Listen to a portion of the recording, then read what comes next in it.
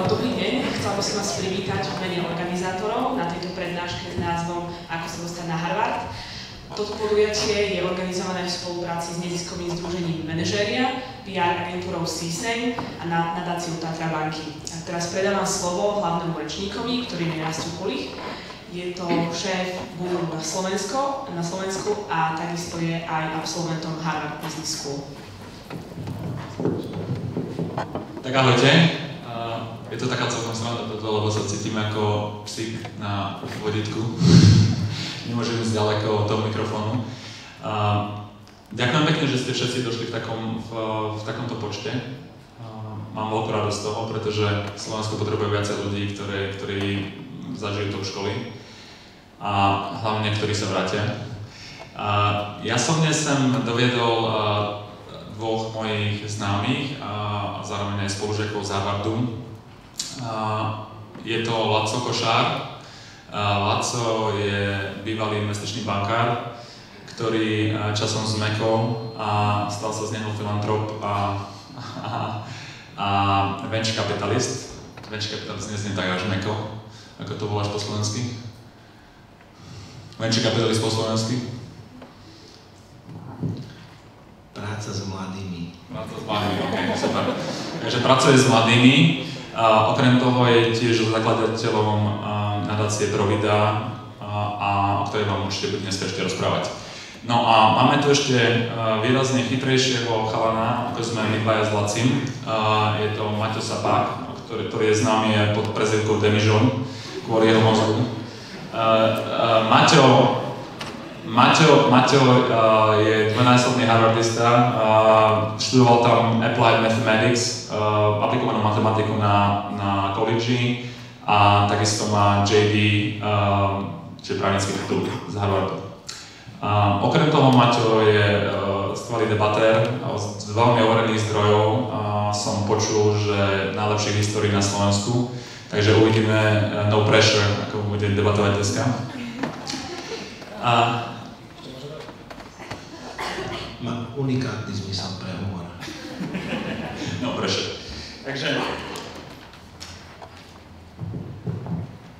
Takže ešte predtým, ako by sme začali, určite budeme rozprávať o chalanoch, o tom, prečo ísť na Harvard, ako sa tam dostať a takisto o tom, ako to zaplatiť, pretože určite to keď niekto hovorí o Harvarde, tak mnohí si myslia, že to je škola pre deti boháčikov, ale nie je to úplne tak. Takže... Rastio Kulich, veľmi fajn chalan, s obrovským srdcom, strašne dobrý mediátor a strašne nezištný človek, ktorý kohokoľvek dá s kýmkoľvek dokopy a nepýta sa prečo, na čo, lebo to proste cíti, že z toho môže vzniknúť dobrá vec, takže ideš. Som rád, že si to povedal presne tak, ako sme nacvičili 2 dní, takže poprosím video. Toto video je video o Harvard Business School, ale myslím, že vystihuje celkom, o čom Harvard celkovo je. Je to 3-minútové videjko, tak si ho prosím využite. When I first set foot on the HBS campus, sort of having an idea of what I wanted to do, but really intended to come in and explore. This is a place where we can really develop some hard skills, some soft skills. Was the opportunity for a lot of introspection. Honing in on what's most important to me. What I'll have the opportunity to do is really exciting. So HBS is this incredible place. What we do when students arrive here is we say to them that our hope is to create a transformational experience. And it's a pretty audacious promise that we make to them. And it puts incredible pressure on us, I think, to deliver. We have the benefit of having some of the most gifted and intelligent individuals in the world come through this institution. And I have to tell you, there's no more powerful combination in a single individual when you get extraordinary competence combined with passion. My passion is consumer internet technology. Passion for small business, startups, and entrepreneurship. Passionate about changing the future of energy. And that passion is a geographic passion, and that is Africa. What I think has been great about Harvard it sort of welcomes everyone with open arms. I'm co-president of both the African American Student Union and the Human Capital Management Club. So I've been involved with the Veterans Club at HBS. I'm also part of the Latin American Club. So I was one of the co-presidents of the Marketing and CPG Club at Harvard Business School, and we wanted to create a community where marketing students, faculty, and industry professionals could all gather and learn from each other. The alumni I have met at HBS are absolutely inspiring. You see where they have gone, and someday you think, well, tomorrow that could be me. After I graduate, I'll be joining the leadership team of the Harlem Children's Zone. After HBS, I'll be working at a startup called Path, and they're in the social networking space in San Francisco. I'll be responsible for developing raw material supply chains in emerging markets. My experience at HBS has changed me tremendously. I think I'm walking out as a completely different person. There's no one track that will lead you to where you want to go. Business is just the beginning. It's, I think, a practical tool for us to accomplish our passions and to make a difference in the world.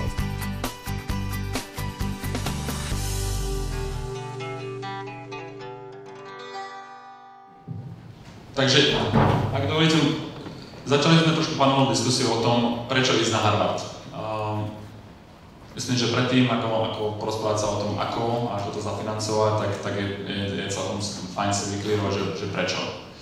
A pri tom prečo, v tej prvej diskusii by sme sa radi zamerali na tú kvalitatívnu stránku a v tej tretej zase sa potom budeme rozprávať o fundingu, o tom, ako to zaplatiť. Ešte by som veľmi rád medzi nami privítal pani Máriu Paňákovú, ktorú som pôvodne išiel predstaviť ako pani Paňákovú, pretože určite mnohí rozmýšľate, ako vydobovať všetky tie peniaze na školu. Pani Paňáková je z Fulbright organizácie, ktorá práve vám, tu sa k tomu dostaneme, pomôže rozmýšľať o tom fundingu. Takže možno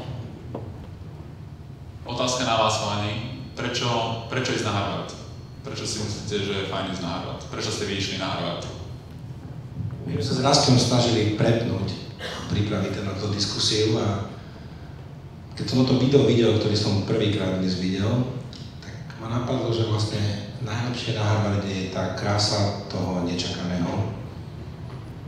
A ten chalan, ktorý hovoril, že sa zapojil do veteránskej asociácie, sa volá Seth Moulton. A bol náš spolužiak. Takže rovno toto je pre mňa úplne úžasné, že on je v oficiálnom Harvard videu. A chalan spieval, poviem vám o ňom 5 vecí, aby ste zistili, že čo za tých ľudí sa vedia stať vašimi priateľmi. Z obyčajnej rodiny, fenomenálna hlava, spieva v Harvard zbore, myslím, že evangelický to bol. Práve sa vrátil z Afganistanu, kde bol 4 roky vojakom, rovno pod Petraneusom. Má vášeň pre vlaky a nahrávky zvukov vlakov, ktoré vie rozoznať podľa zvuku. Čiže no comment. Je to viacero chvíľu nahrávať, ako? Áno. Potom myslíte, že už končí ten zoznam, je v družstve veslárov. A keď si stále myslíte, že končí ten zoznam, tak sa dozviete, že možno bude kandidovať na senátora Massachusetts, ale jeho nominovali, on to nechcel. A potom vo voľnom čase ide na vláčik niekde do Montany a hádže uhlie do párneho vláčika. To je vážne. Takže fakt tam stretnete ľudí, ktorí, ja neviem, pre mňa jedno z najúžasnejších miest, kde to nečakané je tak strašne silné, že vám to môže dať kamarátov na celý život, čo mne dalo. Niečo sa tam aj naučíte, ale myslím si, že raz, neviem, čo poviem Maťo, že najviac je toho mimo tých tried. Je naozaj na vás, koľko času trávite učením sa, koľko networkovaním a koľko rozmýšľaním, že čo s týmto rokom, pol rokom, semestrom, 4 rokmi urobiť. A napísal som si ešte nejaké 2 veci. A najdôležitejšie, čo ja som zistil, že všetci sme si rovní. Môže to byť dieťa prezidenta, môže to byť chudobný chalán z Moldavy, môže to byť úplne ktokoľvek. A budete ich posudzovať skôr či neskôr podľa toho, či sú fajn ľudia alebo nie. A aj s tými zostanete priatelia a s tými, ktorí mali niečo také, čo bolo chvíľku cool a to upadne. Čiže toto je pre mňa krásne, akože to bol pre mňa najsilnejší zážitok, že síce má to strašne poš zvuk, je tam veľa elitárskych ľudí, ale viete tam fakt kvalitných ľudí stretnúť, ktorí sú skromní, múdri a chcú pomôcť urobiť svet lepším. Takže pre mňa to bol, Harvard určite mne dal tie krídla, urobiť retrospektívu. Prišiel som na to, že určite nechcem byť právnik v 5. ročníku právnickej. To je prúser. Toto je moja alma mater. To je prúser, keď tu 5 rokov počerkujete, biflíte sa jak somár, fakt. A tam prídete a za 3 mesiace, že jediné, čo určite viete, že právnik nechcete byť. Takže tam je kopa možností, ktoré vám to otvoria. Viete, že nemáte správny životopis ani na Londýn, ani na New York, ale viete, že do Bratislavy ešte nechcete ísť späť. Takže sa pripravte určite, ak sa tam niektorí z vás dostanú, lebo to každému prajem, čo je len na krátky čas, že to môže vami zatriasť, ale určite by som hovoril, že treba byť odvážny a pozrieť sa do zrkadla, čo vás naozaj baví a z toho miesta si zobrať to neskutočné, čo ponúka. Je tak veľmi nekonečné príležitosti a je na vás, ktoré sa chytíte, čo s tým spravíte. Takže toto zodpovedá otázku prečo? To je fajn, super. Maťo? Počujeme te ma aj vzadu? Môžem to skúsiť ukričať, aby som nebol na tom? Dobre. Keby ste nepočuli, tak zdvihnite ruku, mávajte a ja skúsim pridať. Dobre. Laci bol ten človek s veľkým srdcom a to bolo vidieť aj z toho, jak popísal, čo vám dá Harvard. Ja som taký človek prízemnejší, takže budem hovoriť o tých výhodách toho štúdia. V zásade Harvard vám otvorí 3 veci. Otvorí vám oči, obzory a dvere. Oči v tom, že pochopíte, čo všetko sa vlastne vo svete deje a pochopíte, čo všetko sa dá robiť. A pochopíte, že to Slovensko, napriek jeho centrálnemu miestu v Strednej Európe a obrovskému historickému významu, predsa len neponúka všetky tie možnosti, ktoré ponúka ten širší svet. Otvorí vám obzory, pomôže vám uvedomiť si, čo všetko by ste mohli robiť a kde všade by ste to mohli robiť a uvedomiť si, že keď to môže robiť niekto z Poľska, z Bulharska alebo z Kene, tak to predsa môžete robiť aj vy, môžete dokázať aj vy, môžete sa dostať aj vy. A to prízemné otvára vám dvere. Niekto, kto má na CVčku napísané Harvard, a v podstate automaticky preskakuje také tie prvé kolá skoro každého interviu, kde sa ľudia snažia len zistiť, že či ten človek má niečo v hlave a či sa s ním oplatí rozprávať. Automaticky vás posúva na tie miesta, kde už idú len tí vybraní zaujímaví ľudia. A pomáha vám veľmi rýchlo vďaka buď kontaktom, ktoré ste získali na škole a priateľstvám, alebo len tej značke, tomu štemplu, dostať sa k príležitostiam, ku ktorým sa bežný študent zo Slovenska buď nedostane vôbec, alebo dostane len obrovským množstvom ťažkej práce. Takže z hľadiska zištného, Harvard je geniálne miesto na to, aby ste si vytvorili nejaký základ, z ktorého sa môžete odraziť. Zároveň ale, aby som teda nezostal len pri tých prízemných veciach, Harvard vás trošku naučí skromnosť. Že tí, ktorí sa tam dostanú, štandardne sú ľudia veľmi šikovní, veľmi inteligentní, veľmi schopní. Väčšina z nich sú ľudia, ktorí sú špičkou v svojom odbore, v svojom ročníku, v svojej triede, ktorí sú naučení byť tí najlepší. A prídete na ten Harvard, tam je 1600 ľudí. A z nich 1599 sú tí, ktorí sú zvyknutí byť najlepší. A ten posledný ste vy, lebo vy to nepotrebujete, však vy sa vysporiadate aj s tým, že nie ste najlepší, samozrejme.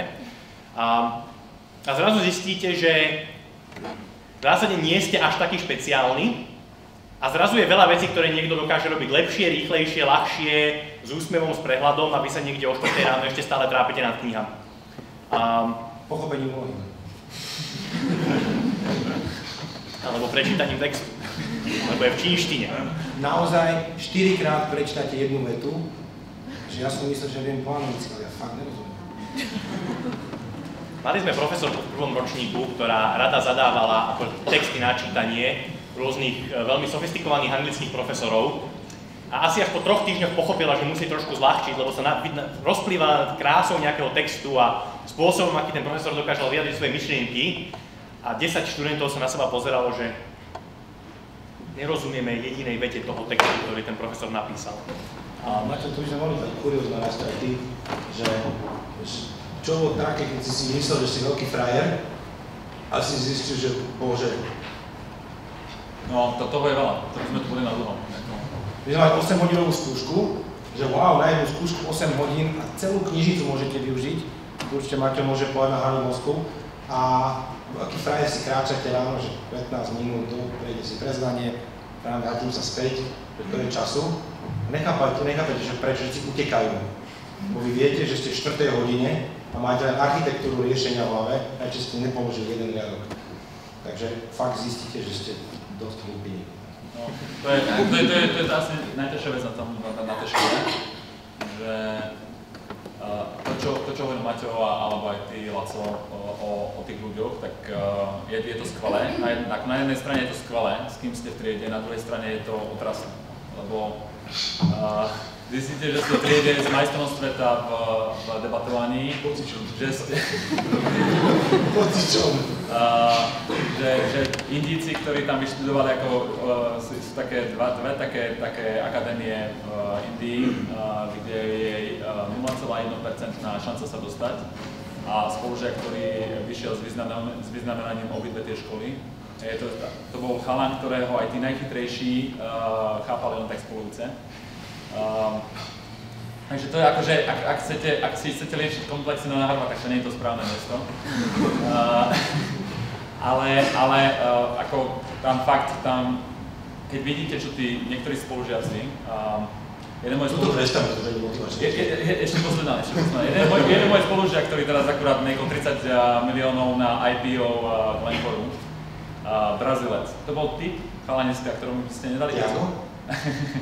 To bol typ chalaniska, ktorému ste nedali 5 korún.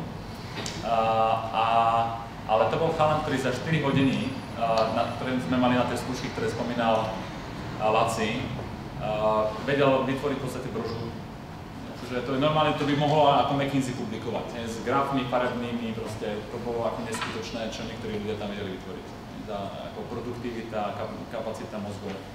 Na druhej strane aj my sa tam úplne nestratíme, akože zase nebojme sa úplne, hej, ja som tiež napríklad mal honors v 2. ročníku, keď som sa trošku uťukal, ale ono to chce ako fakt makať, nie? Že to nie sú ako slovenské školy, po ktorých som tu mal čisté jednotky a popri tom som stíhal 2 joby. To je škola, kde makáte proste 16-18 hodín denne a máte stále pocit, že nestíhate všetko, čo by ste chceli. A jednak keď za to zaplatíte tie peniaze, ktoré keď som si to zrátal na hodinu a na deň, ktoré to bolo, tak som si povedal, že z toho fakt chcem dostať maximum, takže o to viacej makať. Máte sme to rušili, Máte sme. Je úplne v poriadku. Ja som totiž strácal myšlienku, takže som to veľmi pozilo. Jedna dôležitá otázka, ktorú si ale musíte všetci položiť, ideálne ešte predtým, než opustíte túto miestnosť, je čo reálne vy chcete od tej skúsenosti a či pre vás dáva zmysel. Harvard je geniálne miesto, na ktoré je ľahké prísť,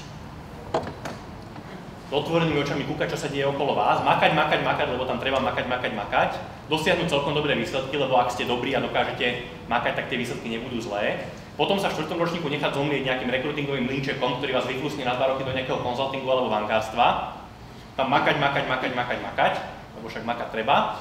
Keď nie ste úplne zlí, tak po tých 2-3 rokoch vám tá firma ponúkne, že teda môžete kariérne u nich rásť, ale možno by ste si ešte mohli urobiť to MBA, ale práva, alebo čo už to bude, vrátite sa na Harvard, zase budete 2 roky makať, urobíte si MBA, vrátite sa do nejakej tej istej alebo inej firmy, tam budete makať, za nejakých 10 rokov budete partner, pozrite sa za seba, zistíte, že máte 50-60 rokov, ste po 3 rozvodoch, máte pár miliónov a rozmýšľate, čo s nimi a koľko z nich miniete na lekárov a potom vám dali dokopy to zdravie, ktoré ste si zničili tým makaním.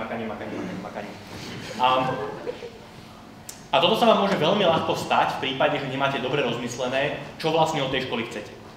Ona je vytvorená na to, aby produkovala úspešných ľudí a ak dobre nechytíte tú príležitosť a páče si, tak z vás urobí úspešného človeka, ale tuctové. Paradoxne to znie, ale veľmi ľahko sa vám to na tej škole môže stať. Teraz sa hovorí o úspešných vo svete, že to sú naozaj tí, ktorí odtiaľ vypadli. Takže naozaj budete frajeri, keď tam prídete a v 4. mesiaci sa budete nudiť. To je Lacikého obľúbené. Ale je to ináč tak, myslím, že v biznise momentálne každý miliardár je... Keď sa pozrieš na Zuckerberga alebo sa volá náš fešak Microsoft. Gatesa. Ale Zuckerberg myslím doštudoval. Nie som si istý, ale myslím, že... Kto z vás tu chce ísť na Harvard ináč? Koľký z vás si myslia, že to aspoň skúsia? OK. Takže za rok sa môžeme prísť a tu si sadnú tí, ktorí to... Možno to nebude za rok, ale to zase Maťo vie zvrátať. Maťovi som chcel povedať, že toto, čo povedal, je fantastický point. Ja keď som druhýkrát rozmýšľal z banky, že pôjdeme ešte raz späť na MBA, som si to spočítal, raz sa môže povedať, že koľko mu trvalo splatiť $160,000. To naozaj musíte predať záhradu, keď vám to nevíde. Ideálne pod Slavinou. No, ale napríklad na tú jeho otázku, ja som po 2 rokoch v banke už nenašiel odpoveď, že to pre mňa dáva zmysel sa tam vrátiť. Hoci som si myslel, že by to dalo veľa. Že musíte trošku fakt aj rozmýšľať, že dobre, dám ten biznis, ale možno teraz je už jedna oportunita, ktorá môže ísť aj bez toho. Že treba to aj správne načasovať, kedy sa vám to v živote hodí, kedy vám to tak rozšíri, to vaše všeobecné vzdelanie, že viete z toho naozaj získať maximum, lebo tak musíte. Väčšinou sa hovorí, že ten ide na Harvard, prepáč, hovoria to business school, ktorý nevie ako ďalej. Čiže srandujú, že tam chodia tí, ktorí narazia na stenu a Harvard ich odrazí ďalej. A raz čo môže viac o tom povedať, ale v New Yorku to padlo pred 2 týždňami a neviem, či to je... Je tam aj o tom je veľká diskusia, že či ísť na školu alebo nie, preto sa o tom tu bavíme. Ja si myslím, že tá otázka je ako veľmi reálna, špeciálne v dnešnej dobe. Keď si zrátate náklady treba na ten Harvard, je to okolo 150–160 tisíc aj so životnými nákladmi aspoň, to bolo v mojom čase. A plus ešte, keď si zarábate treba $50,000 predtým na rok, tak sú to ušlé zisky alebo ušlé zárobky ďalších 100 000, takže dohromady 250 000 investícia dolárov, ktorá by sa vám mala vyplatiť.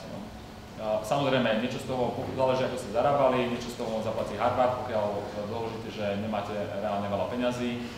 Mimochodom, typnite si, čo v pojatí Harvardu je chudobná rodina, ktorá tým pádom nemusí nič platiť na škole. Zarába do $10,000 podľa vás? Za rok. Zarába do 20 000, do 30? Až takí štedrí nie sú. Chudobná rodina je pre Harvard taká, ktorá má ročný príjem do $60,000. Dovolím si tvrdiť, zdrvivá väčšina tých rodín na Slovensku, z ktorých väčšina ľudí sa bude hlásiť na tie školy. Takže tým peniazom škola vám pomôže. Tomu sa dostaneme ako v tej tretej časti, ako budeme rozprávať trošku o detailoch, ale čo chcem povedať je, že ten payout pre vás musí byť. Lebo druhá možnosť je zostať s nejakou skvelou firmou, mať medzinárodné príležitosti, ísť robiť vonku, potom si prípadne spraviť executive education, čo znamená, keď ste úspešní ako direktor, takže stále v 35 môžete ísť na, neviem, sú tam programy, kde môžete ísť na niekoľko mesiacov na Harvard počas rokov až rok. A v podstate tiež môžete trošku zažiť tú atmosféru, v menšom samozrejme, ale sú tam rôzne možnosti. Laci napríklad bol Rotary Scholar, bol tam rok a väčšina z toho bola hradená Rotary klubom? Polovica bola štipendium. Ja som mal takú kurióznu situáciu, že právnická v 98. fakt nebola nič moc. Kto to je právnik? OK, potom môžete povedať, či už je niečo. A ja som sa dostal do takej kurióznej situácie, že pol roka pred promóciou som vyhral štipendium na $22,000, mohol som vyhnúť kdekoľvek na svete na školu.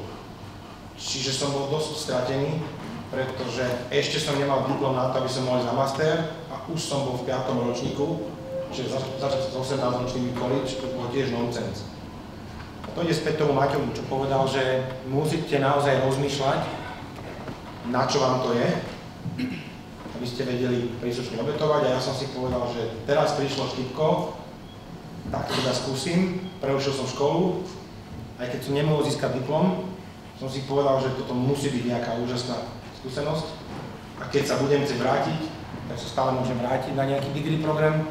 Keď to tak život dá, že už sa nevrátim, tak už to mám za sebou. A ja som to ako rastil, ja som to skombinoval, polovica štipendium, a prechádzame do jednej témy, takže tam myslím bude na konci, ako to financovať. A ja som myslel trošku sa vás spýtať, že tu má nejaká ruka, že ty by si chcel ísť, alebo na čo by ste chceli ísť niekto? A povedzte. Na medicínu, ty? Toto ešte bol. Hej, toto ešte bol. Právo, business, college. MBA. Nejaký právo? Niekto? No, nejaký master, niečo, medzinárodné vzťahy. Nič. OK, dobre. Takže, no a tento program, to je špeciálny program, kde si platíte každý kurz, ktorý je, čiže najprv si treba peniaze zohnať a potom si môžete zložiť kurzy, ktoré by ste chceli, ktoré vám zapadnú do vášho vzdelania. Takže mne sa podarilo ísť na college, kde bol Maťo, teda 18 až 22, mladí pubertáci, ruka hore, žurky a popri tom sa učia. A niektorí spačne, samozrejme. A potom tým, že už som bol na práve, tak som si zobral kurzy z právnickej Harvard Law School a chcel som ísť trošku mimo práva, tak na Kennedy School alebo Business School nepočtal, takýchto čudných. Takže naozaj, keď budete hľadať, že prečo to pre vás má zmysel, ja som chcel byť James Bond a myslel som, že to mi pomôže. Takže, neviem, u teba to bolo prečo? Jak si na to prišiel? To bolo jasné, ja som bol mladý a hlúpy, keď som s tým začínal, tak som nad tým moc nerozmýšľal. Koľký z vás sú tu stredoškoláci, ak vôbec niekto? Perfektné, takže college je pred vami, hej? OK. Takže ja som vlastne prvýkrát išiel von ešte zo strednej školy a v zásade preto, že za prvé som vedel, že sa to dalo, čo bolo veľmi dôležité, lebo na Slovensku je veľa ľudí, ktorí by sa kľudne na Harvard dostalo, ale ani netuší, že to ide a tým pádom to neskúsia. Takže ja som vedel, že to ide. A za druhé, strávil som rok v Anglicku na strednej škole a pochopil som, že vzdelávanie na tom Slovensku funguje trošku inak ako v civilizovanom svete. A že sa možno nechcem celkom trápiť 5 rokov na slovenskej vysokej škole, tak som zdúbkal. Takže v podstate zo zbavelosti som išiel na Harvard. Ja som mal high school v Oklahome na farme, v meste, ktoré malo 400 ľudí. Najbližšie kino bolo hodinu. A ja som roznášal noviny, krmil kravy, chodil do kostola, hral basketbal a učil sa dejepis a literatúru Ameriky. A jediné, čo som nechcel, bolo zostať v Amerike. Takže ja som nevedel, aký zlý je slovenský vzdelávací systém, čiže ja som odišiel.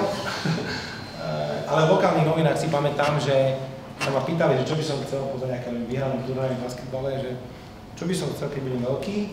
Že neviem, ale určite rád by som sa do tejto krajiny ešte rád vrátil, lebo som fakt deprimovaný z toho ranču a z tých kráv a z tých extrémne veriacich ľudí a fakt to bolo ťažké.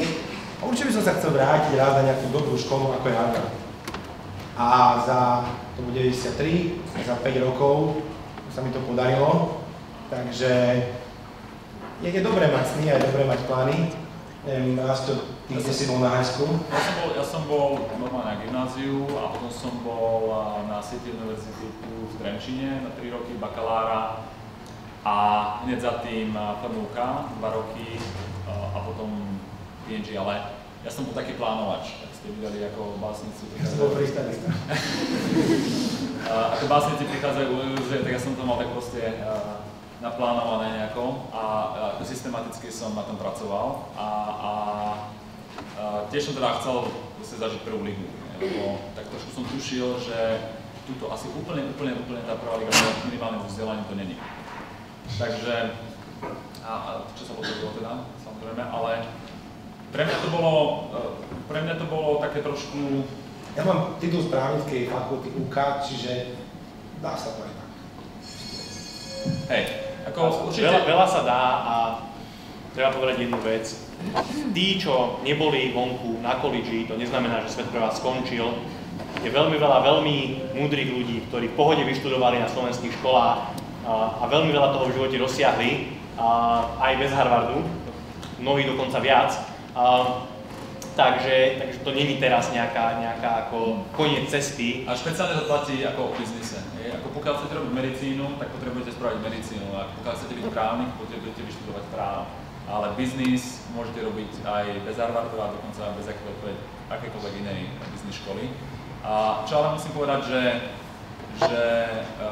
s tým Harvardom to ide trošku ľahšie. To sa musím priznať. Pre mňa to boli také tri dôležité dôvody. Prvý bol, chalani už spomínali ľudí, ktorých tam stretnete, či už profesorov alebo žiakov, ktorí sa brutálne veľa naučíte. Harvard Business School funguje cez case studies, takže máte 600 case studies za tie 2 roky, žiadna prednáška. Okrem teda ako toho, že tam príde niekto ako Warren Buffett alebo ďalší úspešní podnikatelia a rozprávajú sa s nami, že tu študentami niečo tam odprezentujú a potom je nejaká diskusia. Tak ako samotná klasická škola Harvard Business School nemá žiadnu prednášku ani jednu. Všetko sú v podstate case studies, ktoré si v noci načítate a ráno prediskutujete so svojím study group, to znamená nejakými 5 študentami. Ten Brazílček bol jeden z mojich ľudí a ten vždy ako spracoval tie zadania a tak ďalej, ale to tiež trošku pomohlo. A potom cez deň ich proste na tých hodinách ich potom diskutujete a tam už potom ide ako to veľmi naostro. Na začiatku hodiny vyvolá profesor prvého, to sa volá cold call, to hraničí s infarktami väčšinou. Párkrát som bol obeťou. A potom vlastne po minútových zhruba intervaloch sa ten učiteľ je taký dirigent a hovoria 80% času študenti, takže aj preto je strašne dôležité, keď ide niekto na Harvard Business School, aby mal nejaké skúsenosti, pretože bez nich v podstate nemáte veľmi čo dať tým ďalším ľuďom. Čiže sú tam väčšinou úspešní young professionals, keď to nazvem, z tých jednotlivých biznisov, čiže keď sme sa učili o Goldmane, veľa ľudí z private equity rozprávalo z Goldmanu, investičných bankárov, keď sme hovorili o marketingu, tak som občas niečo hovoril ja z Procter & Gamble, alebo z Unileveru, alebo z Coca-Coly. Keď sa učíte niečo o operations, tak hovoria ľudia z Amazonu. A vlastne učíte sa od spolužiakov. A je to dvojstranné učenie, lebo jednak sa ten človek, ktorý rozpráva, sa učí hovoriť, krátko a výstižne. Často je to frustrujúce, lebo poviete nejakú vec a za vami ju zopakuje nejaký elokventnejší Angličan a všetci hovoria o tom, ako skvelú poznámku povedal. Je to tá istá myšlienka, ale veľa lepšie povedaná. Čiže... Ktorý z vás niekto plakal, že nevedel vyriešiť tak ťažké niečo na Slovensku riešil? To nebude veľa dobré. Fakt idete, tam musíte hovoriť, ale fakt neviete. A normálne máte nervy, ste zapísaní, musíte to spraviť, keď máte C-čko, ste loser. To mám fakt tak upracuje v hlave a neviem, že prosím to pomôž mi. Ne, proste ne. Čiže... A si predstavte, že... Ťaháky sa tam veľmi nenosia. Koľký z vás už v živote niečo opísali? OK, tam ste loser, keď to skúsite. Tam to neskúsite. Koľký z vás už v živote dali niekomu niečo opísať? No to není na etiku, tak. Tí z vás, ktorí sa teraz hlásili, by ste mali ešte väčší prúser, ako tí, čo sa hlásili prvýkrát. Tam to neskúsite proste, ale o to. Takže tí ľudia sú veľmi dôležití. Potom tá druhá časť je to, čo Kláni hovorí s tými dverami, otvára to brutálne dvere. Ale to asi si každý uvedomujete, ale sú proste určité joby, na ktoré sa bez tejto školy je veľmi ťažko dostať. A záleží, či chcete robiť alebo nie, ale napríklad špeciálne private equity, kde asi 30% ľudí je z Harvardu, všetkých tých, ktorí robia private equity statisticky, alebo iné vybrané joby, samozrejme nejaký consulting, ale tam sa dá dostať aj bez toho. Otvorí vám to dvere vo veľa veciach. Ja si myslím, že jeden z rozhodujúcich faktorov bol aj na to, že nehovorím, že sme majstri sveta, ale ako byť šéfom Google v mojom veku nie je zlé. A jeden ako poznám Google, z dôležitých faktorov je aj to, že mám za sebou túto školu. Pretože Google má rád aj ľudí, špeciálne keď ide o country manažerov. Takže určite otvorí strašne veľa dverí. No a tretia časť je potom to, čo spomínal Maťo opäť, tie kontakty a network, lebo to je taký, ako teraz na Funke sa nás pýtali, či skutočne máme taký akože old boys club, či sú tam také tie tajné networky a tak ďalej. Nie je to nič tajné, to proste funguje ako normálna pomoc kamarátom z vysokej školy, ale je pravda, že ako na niekoľko interví som išiel len vďaka tomu, že som poznal ľudí, ktorí ma na ne doporučili trebárs. A takisto strašne veľa biznisu, či už cez partnerov, alebo ľudí, ktorých som najal do firmy, tento network strašne dobre funguje. A to nie je len harvardský network, to sú, keď sa bavíme dneska o Harvarde, a ja by som dal do zatvorky aj iné top školy, lebo Harvard nemá patent na rozum. Sú fantastické školy, môj brat je z INSEADu napríklad, aj v Európe, London Business School, Stanford, Wharton, Columbia, Yale. Je veľa skvelých škôl, ktoré sú ako fakt, ktoré to niečo podobné ako na Harvarde zažite aj tam. Takže ako netreba to vyslovene vymenúť na Harvarde. Všimli ste si, že ani jeden z nás nepovedal, že čo sme sa vlastne naučili. A mne na to akože utkala, akože máte naozaj niečo, ale my sa tak nejak snažíme, neviem, čo príde. Ale mne naozaj, keď som mal fakt niečo, čo si fakt pamätám, to bolo na Kennedy School of Government, bol jeden pán profesor, a on na začiatku povedal, vážení študenti, skúšte si zapamätať z každej prednášky 3 veci. 15 prednášok, 45 vecí. Na konci roka sa pýtam, čo si pamätáte? Ja si jediné pamätám, že skúste si zapamätať 3 veci. Ale, že kvôli tomu som investoval $40,000, aby som sa naučil, že skúsi zapamätať 3 veci, ale pointa je tá, že naozaj to není o tom, že je v tých laviciach a hoci dá sa tam strašne vám naučiť, ale vás to, aspoň mňa osobne, rozťahne ako osobnosť, že cítite, ako sa to dotýka tá vaša osobnosť tej kože zvnútra.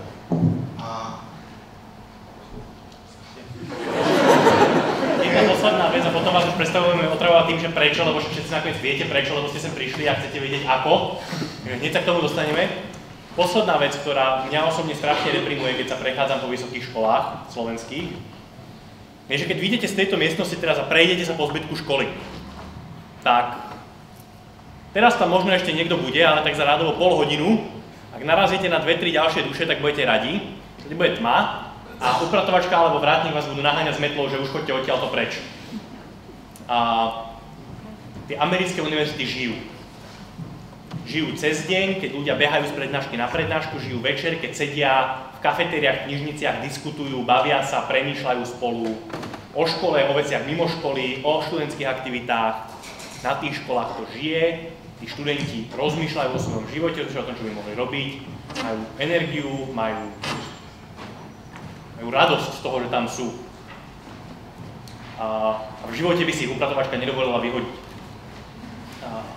To je ten veľký rozdiel medzi tým, ako to vyzerá tu, kde to večer možno žije v Elame alebo v nejakom modernejšom klube, ale nie na tej škole. To je veľký rozdiel. Dobre. Čiže ako? Ako, no? Tak povedzte. Takže kto tu je college? Kto tu je college? Vyvinite ruky college.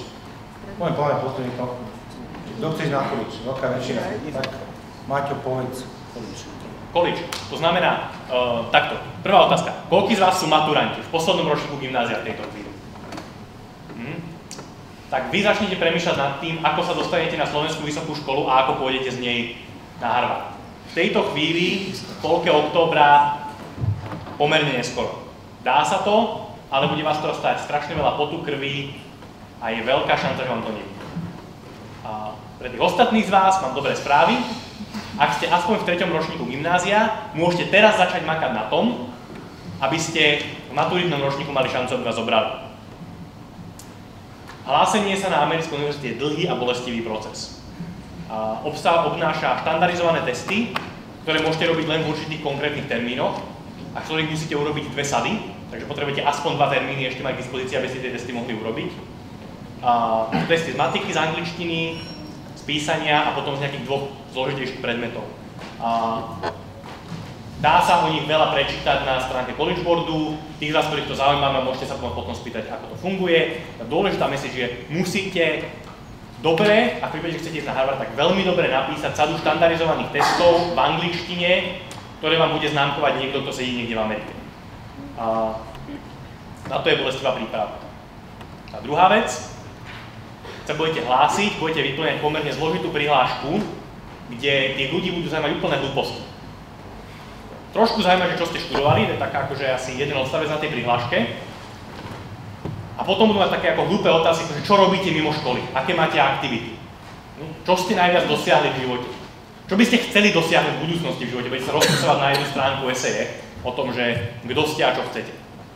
A v prípade, že jediné, čo dokážete napísať je, že no ja som veľmi dobrý študent na mojom gymnáziu, patrím medzi 5 najlepších v triede, tak takých ďalších ľudí sa na Harvard hlási asi 30 000.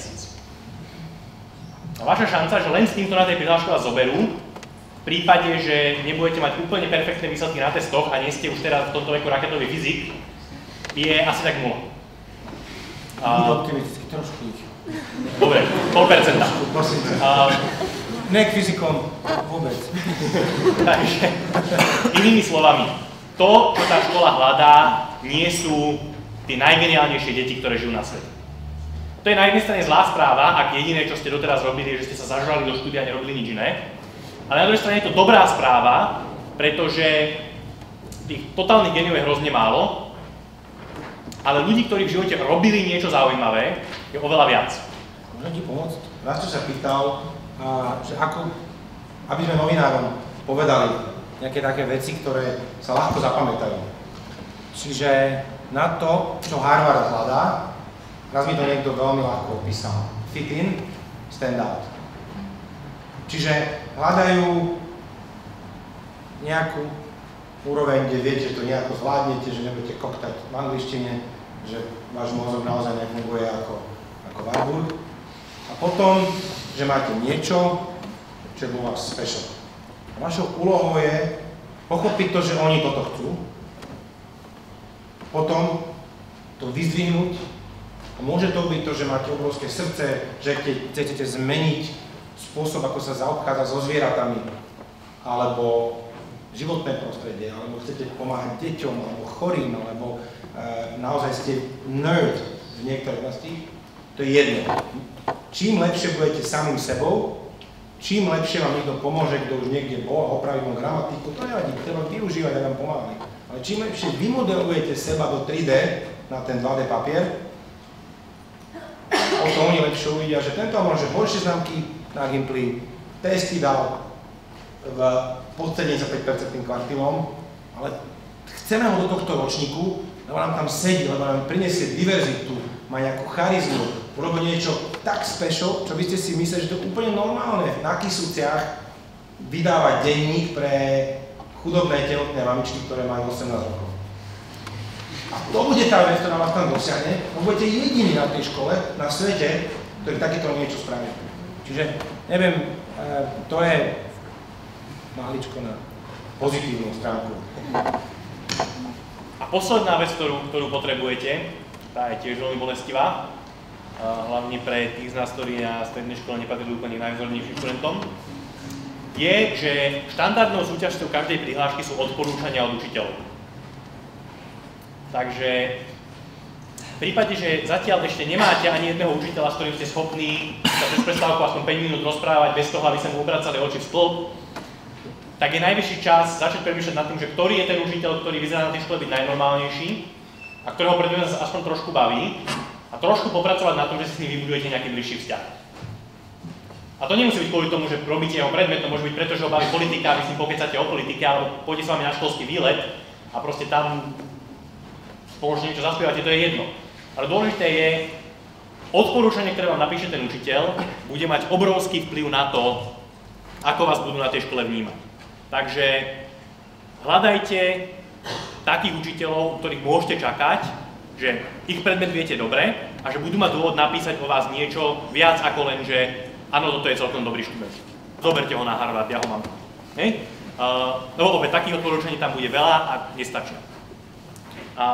Takže 3 zásadné veci, ako som hovoril, štandardizované testy, nejaká aktivita, ktorá z vás urobí človeka, nie len proste papier, ktorý takto preletí, a dobré odporúčania od vašich učiteľov.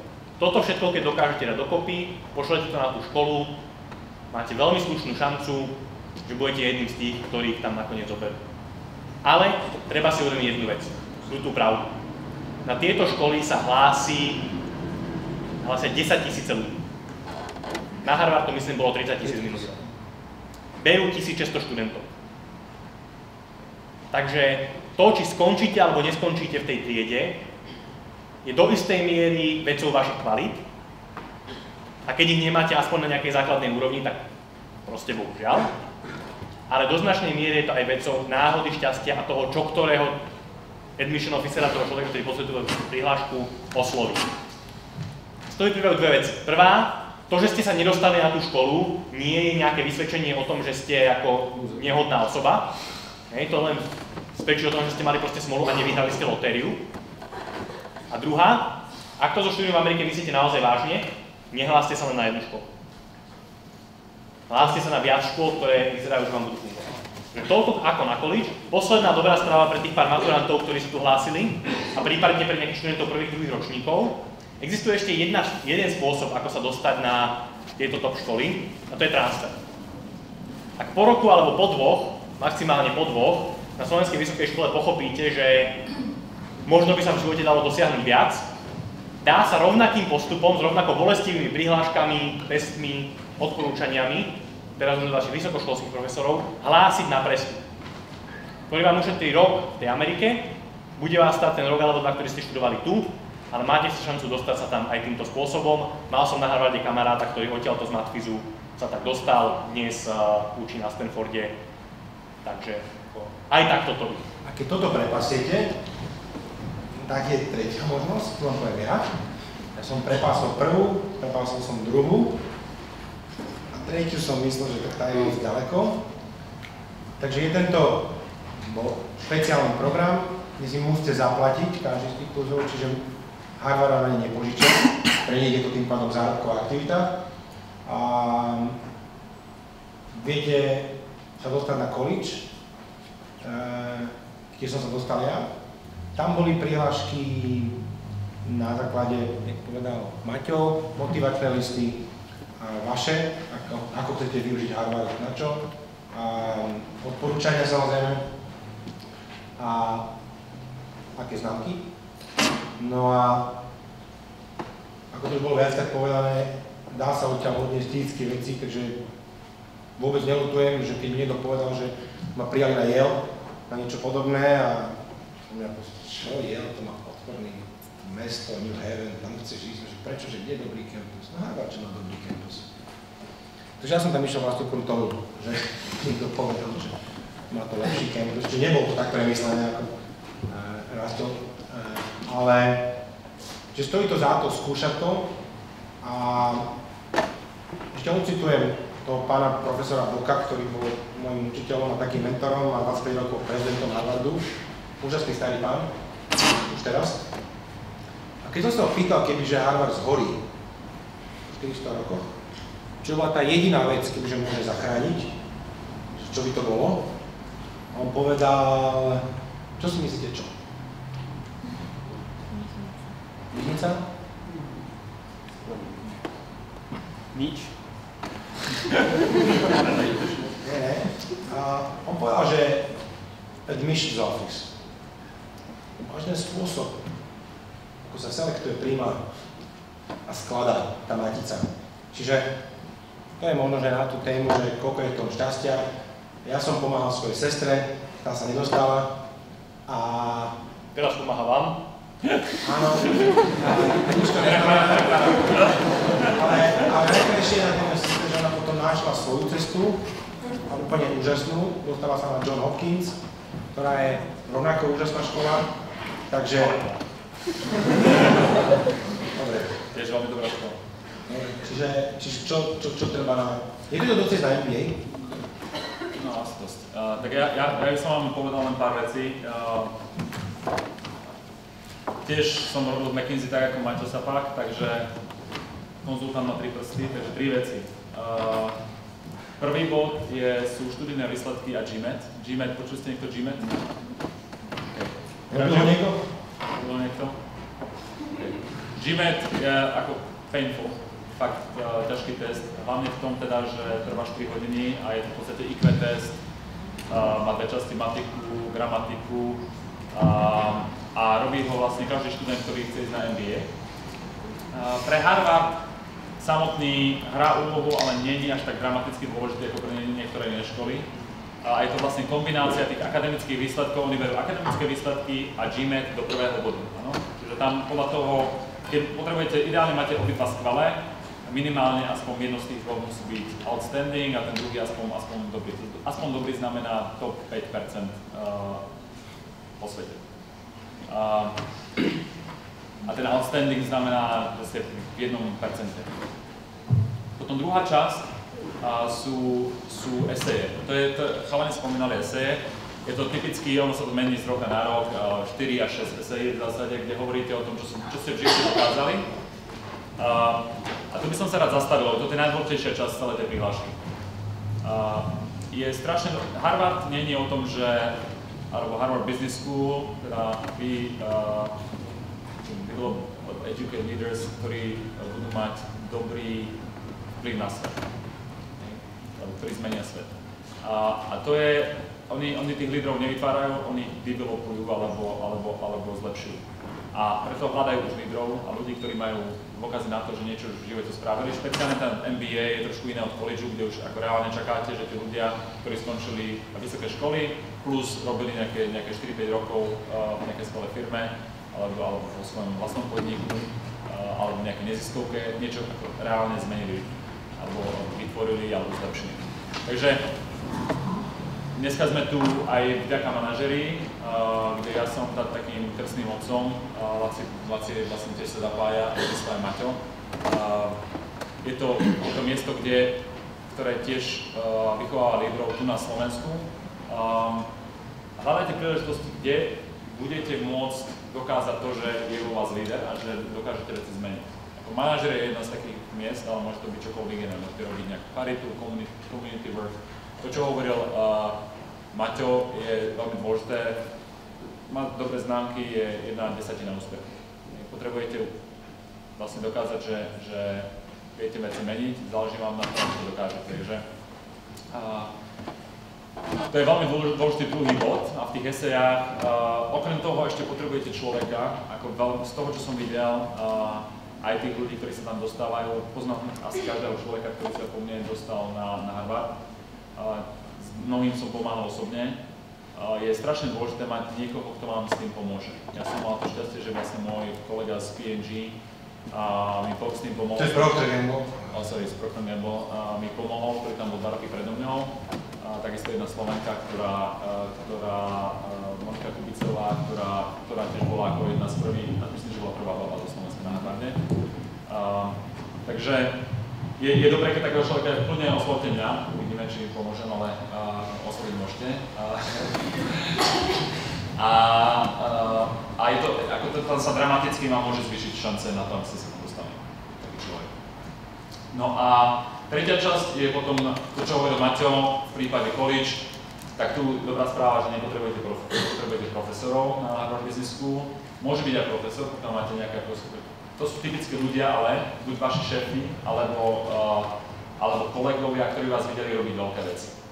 Tam nejde veľmi o titul, nemusí to byť práve Jack Welch, ktorý vás odporúči, ale je dôležité, aby videl, aby potvrdil vlastne v tých odporúčaniach to, že to, o čo ste písali v tých vašich veciach, že ste to robili, že ste najväčší talent v Európe a neviem čo. O faktu nesmie byť veľmi skromný. S čím Slováci možno majú občas problém. Ja som vlastne nemal žiadneho Slováka z mojich odporúčateľov. Nie kvôli tomu, že ja som vlastne robil v zahraničí celý čas, takže je veľmi dôležité dobre vybrať. Túto časť práve zmrvil môj brat, takže vám to môžem povedať, že to je čas, ktorú keď zmrvíte, tak tiež to nemusí výsť. No a je veľmi dôležité, aby na tento celý proces ste si nechali dostatočný čas. To znamená, že ako na Harvard Business School,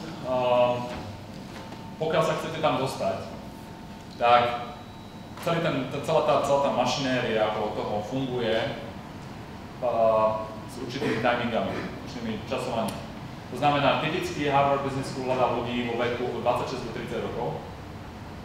Ľudí, ktorí som už spomínal, skvelé členské výsledky, skvelý GMAT, skvelé esej, skvelé výsledky do toho času, kým idú na Harvard. Ale pokiaľ už pásnete ten window a už ste niekde 30, chodia za mnou ľudia, čo majú 30, 32, 35 rokov a chcú ísť na MBA, a typicky im poviem, že radšej nech skúsia exec education, znamená, že vás buď firma vyšla, keď ste úspešní, alebo si to sami zaplatíte, keď máte vlastnú firmu pre vás. Tiež musíte nejaké testy a tak ďalej, ale je to trošku iný level učenia sa. Pretože tá business škola je nastavená na to, že staďal vidíte 28-30 roční, všetky tie joby staďal sú na to nastavené, ten learning, ktorý je ten level learningu v tej triede na to nastavený.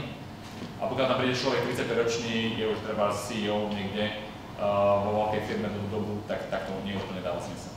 Takže tam určite window tiež aj na toto školu. Čo som teraz povedať možno, že to celkom dobre nadväzuje na tretiu tému, ktorú chceme pokryť, ako to zaplatiť a aká je to vôbec investícia. Ja som mal možnosť tak trošku aj z boku pozorovať tie školy. Určite najbiznisovejšia je teda MBA. Aj v tom, ako je to DNA toho produktu vymyslené. Naozaj sa to hodí na strašne motivovaných, strašne driven ľudí, lebo je to strašne drahé. Je to strašné, keď aj prerátať, ja som to nejaká látam nájdem, to bolo nejakých $500. Čiže fakt to musí strašne zapadnúť do vášho života. Keď to porovnáte s právnickou, tu na Harvarde robia väčšinou ľudia takí, ktorí sa chcú aj vrátiť späť do svojej krajiny, získajú vzdelanie. Malá časť z nich, aj keď si urobí americký bar exam, zostanú akurát praktizovať právo v New Yorku, lebo pridala hodnota slovenský skončeného právnika s rokom v New Yorku, kde je skôr fokus na Južnú Ameriku. Čiže nemáte, vaša slovenčina vám tam nepomôže, to americké právo fyzicky ľudí vedia rovnako ako vy. Takže to je úplne iný uhol. Najmenej biznisové, najmenej stresujúci je college. Je v mojich očiach aj ten taký naozaj najviac verný tomu, čo tá škola bola posledných 400 rokov.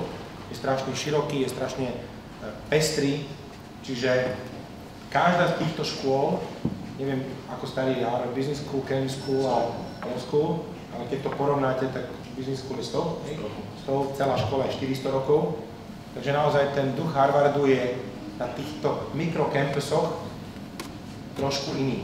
No, ja viem, že keď sme sa my pozerali z Harvard Square, na tých, ktorí boli za riekou, na Harvard Business School, boli tamto, tí tam, kocka, či tam zavretí, oni nevychádzajú von a fakt tak makali, že to je tak makačka. Pričom college student, 4 roky, maňana, jeden predmet, literatúra, tam druhý. Čiže ešte späť k tomu uzavretiu toho celého zážitku, každá z týchto škôl má trošku iný zážitok. Pre mňa to bolo najúžasnejší rok v mojom živote a najlepšia investícia v mojom živote. Myslím si, že som neurobil za posledných 10 rokov lepšiu ako tú, ktorú som spravil za ten rok. Každý z chalanov môže povedať. práve to si trošku znižil výnosnosť, Maťo, nedokážem posúdiť, ale v mojom prípade to určite bolo tak a silno to odporúčam. A teraz dostávame sa k tomu, ako to zaplatiť, takže možno, že Maťo. Dobrá správa pre tých z vás, ktorí uvažujú, že pôjdu na college. College je veľmi zvláštny a aj medzi americkými školami výnimočný, je len pár ďalších škôl, ktoré toto robia, tým, že prijíma ľudí bez ohľadu na ich finančnú situáciu. Takže keď vás budú prijímať na college, tak ich nezaujíma, či máte peniaze na to, aby ste si ho zaplatili. Proste ak ste dosť dobrí alebo dosť zaujímaví na to, aby vás tam zobrali, tak vás tam zoberú a následne budú riešiť, že ako to zaplatiť. Pre tých z vás, ktorí prišli z chudobných rodín, a spomeňte si, ako Američania definujú chudobné rodiny, tak tých z vás college nebude stať nič. Keď sa tam dostanete, škola vám školné odpustí.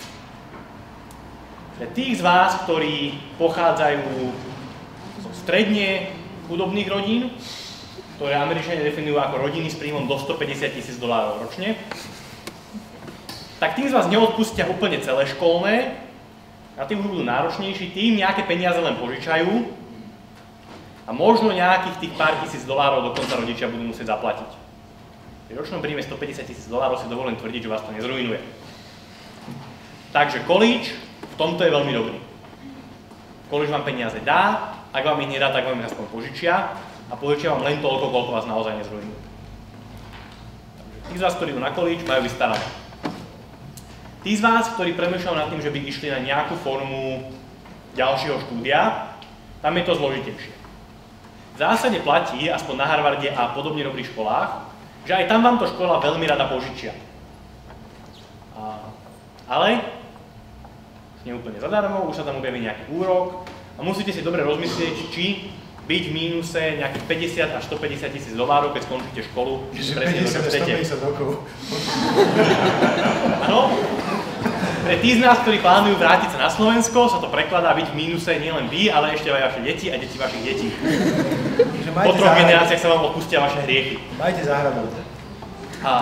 Takže v prípade, že premýšľate nad MBA, nad LLM-kom, nad právami, na JD.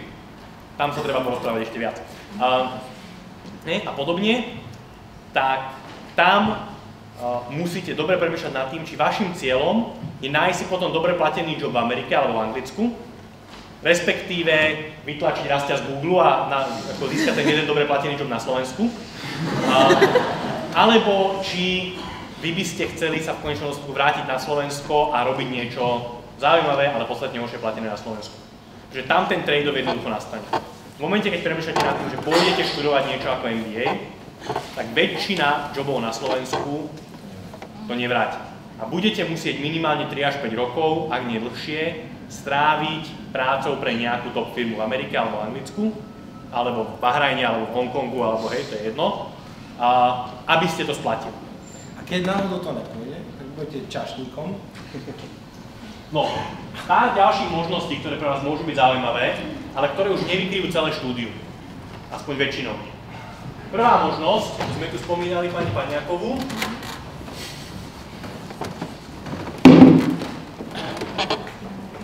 sú Fulbrightové štipendia. www.fulbright.sk, web stránka, kde sa o nich píše. Sú to štipendia, ktoré financujú rok, myslím, že? Rok štúdia. 9 mesiacov, pardon. 9 mesiacov, že v podstate 2 semestre v zásade štúdia postgraduálneho, to znamená magisterské alebo podobné štúdium, bohužiaľ nie MBA, tam to požičajú a musíte sa na to potom zarobiť. Ale podmienkou je, podľa mňa veľmi dobrou, že sa musíte po skončení štúdia vrátiť na Slovensko. Tento program nie je o tom, že ja chcem utiecť do Ameriky, tak utečiem na MBA, požičiam si a využijem to MBA na to, aby som zostal v Amerike. Tento program je na to, že ja chcem zažiť to, o čom tu chalani teraz ako motali medové bontuzy pod nosom, ale v konečnom dôsledku mám vzťah k Slovensku, mám niečo, čo ma ťahá naspäť, tak potom vám môže pomôcť toto štipendium, pretože vám dá peniaze na školu, ale zároveň potom vás donúti vrátiť sa na Slovensko a robiť niečo zmysluplné. Bohužiaľ tu v tejto chvíli nevidím nikoho, kto takto v Amerike bol, ale mám napríklad kolegu, ktorý robí teraz v White & Case právnika, ktorý takto rok v Amerike bol, vrátil sa, robí veľmi zaujímavé veci na Slovensku. Myslím, že je veľmi spokojný. Mnohí ďalší takýmto spôsobom aj na tých najlepších školách študovali. Druhá možnosť, trošku problematická, pretože ona tak ako pár rokov je, potom pár rokov není, potom zase pár rokov je, minulý rok nebola, teraz možno zase bude. Sú vládne štipendia, ktoré dáva Slovenská republika,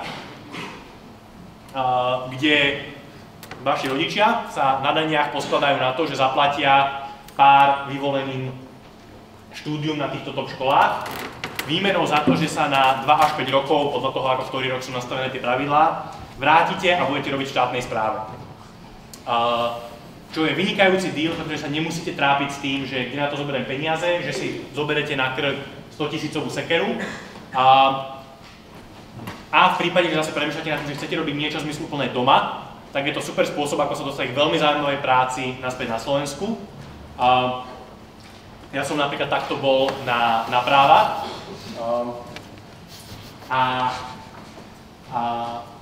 Ale tá nevýhoda tohto programu je, že potom skončíte s trošku lepším ako tabuľkovým platom, čo znamená, že za tie 2 roky, keď si spočítate reálne, čo vás to stojí, tak to tiež nie je zadarmo. Pretože proste môj spolužiak, ktorý skončil práva a má 150 000 ročný nástupný plat, versus ja s tabuľkovým platom, ktorý akože som rád, ak mám nejakých 10 až 20, tak tam zase je nejaká cena. Takže ani tie štipendiá nie sú zadarmo, ale pre tých z vás, ktorí premýšľajú nad tým, že by sa chceli vrátiť na Slovensku, chceli robiť zmysluplné veci na Slovensku, tak toto je spôsob. Je to program, ktorý sa volá Štipendium Milana Rastislava Štefánika. Nájdete na neho odkazy na stránke Ministerstva školstva na SAI a v zásade máte šancu, že keď sa vrátite domov, tak sa s vami bude rozprávať premiér o tom, že čo by ste teda vlastne chceli robiť v tej štátnej správe. A keď nie premiér, tak aspoň nejaký minister. Tiež zaujímavý spôsob, ako keď sa dostanete na nejakú školu, získať prostriedky na to, aby ste ju mohli študovať. Takže toľko. Ja som tu trošku napísal, napríklad na práve, príklad 40 000, veľa študentov získa nejakým spôsobom $20 000 od rôznych veľkých medzinárodných organizácií, čiže je to zliepačka pre veľa ľudí. Zostane im, že 20 000 odkiaľ zoženú. Jednu časť nejako zlepia odtiaľ, toto je Friends Family Plus, čiže mama dá 2000, toto predá hodinky 3000 a 5000 nejako, nevedia ako, ale dajú to. Potom im tu zostáva takáto nejaká časť, ktorá väčšinou chýba, to mi tak stalo. Potom tu ešte viete rozdeliť, keď sa tam zamestnáte v bare alebo niečo podobné, čiže ja som robil v knižnici napríklad a v lete som upratoval záchody a čistil záchody, aby som nejak dal ten zvyšok. Môj najlepšie platený job, keď si to prerátate na hodinu práce, bol, keď som počas právnickej štúdii učil prvákov ekonómiu. Zarábal som najviac v svojom živote, vrátane McKinsey mimochodom, po prepočte na hodinu práce, keď som si popri škole privyrábal učení. Takže časť tej sumy sa dá pokryť takýmito spôsobmi, ale už si to nepokryjete celé. Že treba byť odvážny aj pri tom, koľko na seba zoberiete, čiže keď vy ste svoja prvá dobrá investícia, ako dobrá investícia si myslíte, že vy ste.